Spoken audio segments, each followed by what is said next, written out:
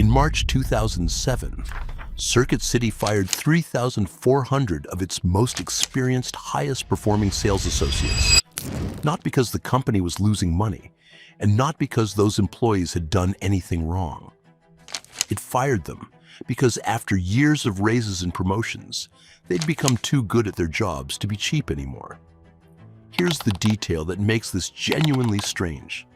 A business book called Good to Great had held Circuit City up, in print, as a model of sustained excellence, one of a small handful of companies that had gone from ordinary to exceptional and stayed that way for years. This wasn't a struggling company making a desperate move. It was a company business schools were still actively studying as a model of excellence. At the very same time, it was firing its own best people on purpose.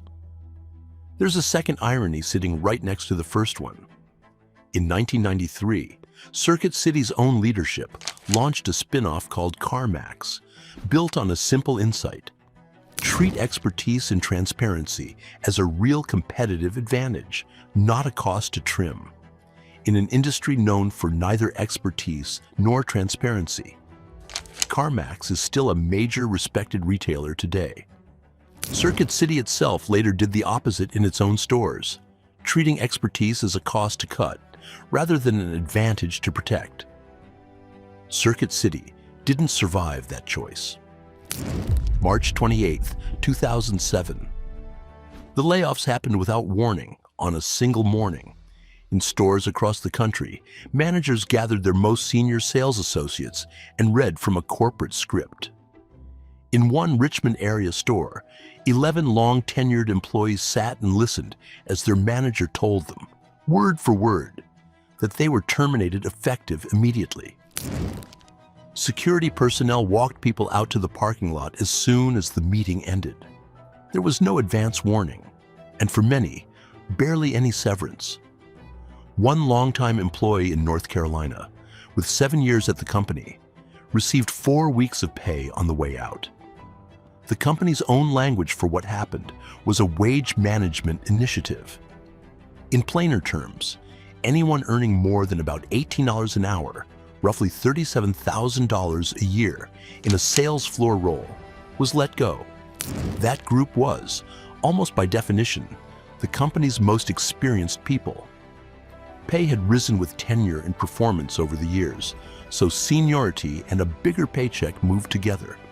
They were told they could reapply for their old jobs after 10 weeks at a lower starting wage than the one they'd just been fired for earning. The cuts affected about 9% of Circuit City's entire in-store workforce, roughly 3,400 out of 40,000 people, all removed on the same day. The math that missed the point on paper, the logic was simple. Circuit City expected the cuts to save roughly $110 million a year. Every one of those 3,400 people showed up on a spreadsheet as a cost that could be reduced. What didn't show up on that spreadsheet was what those people actually did all day. Stand on a sales floor and explain correctly which television or home theater system a customer actually needed. That knowledge doesn't come from a training manual. It comes from years on the job, which is exactly what the company had just decided to price itself out of. The bill comes due. The consequences showed up fast. Within weeks, April sales dropped noticeably. Customers were walking into showrooms and finding nobody who could actually explain how the products worked. One retail analyst told reporters at the time that the cause wasn't a mystery. The company had swapped its most knowledgeable salespeople for people who didn't know the merchandise, and customers noticed immediately. By that same holiday season, same-store sales had fallen nearly 12%.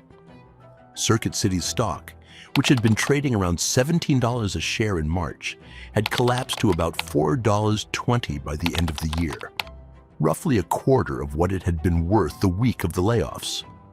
Paid to stay, fired to save. Here's the detail that turns this from a bad decision into something closer to a statement of values.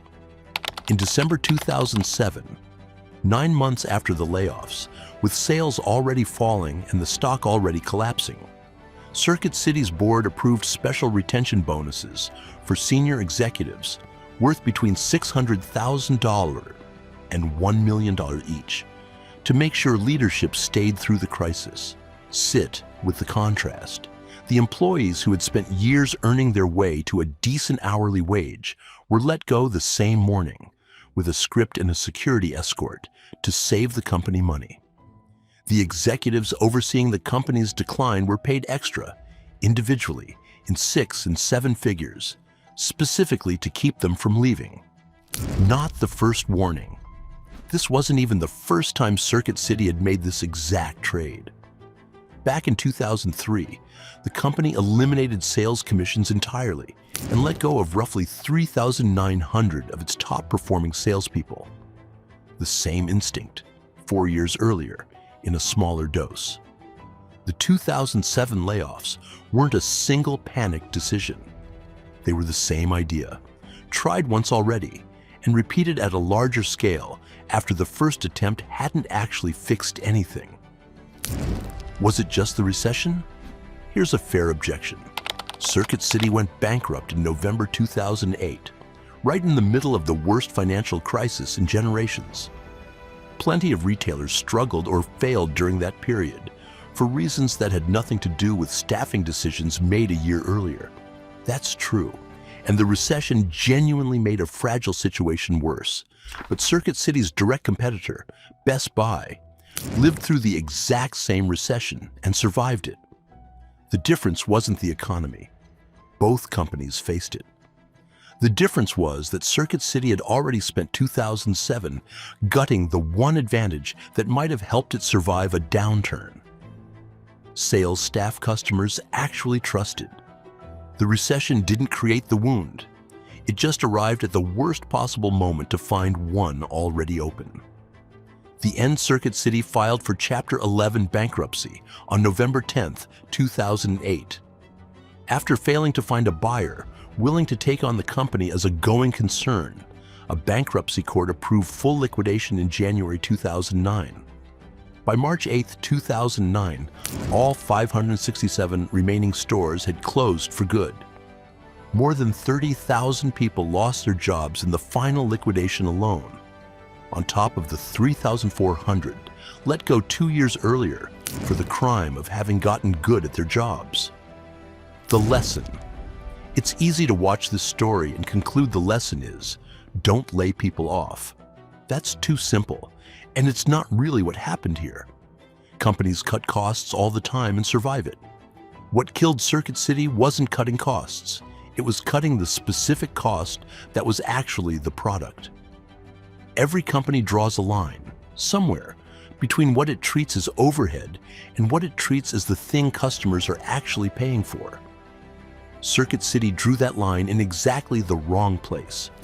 It treated the knowledge inside its own salespeople's heads as a number to be trimmed. The very knowledge that quietly gave people a reason to choose Circuit City over a competitor with cheaper prices and emptier aisles. The fastest way to find out what a company genuinely believes about its own people isn't to read its mission statement.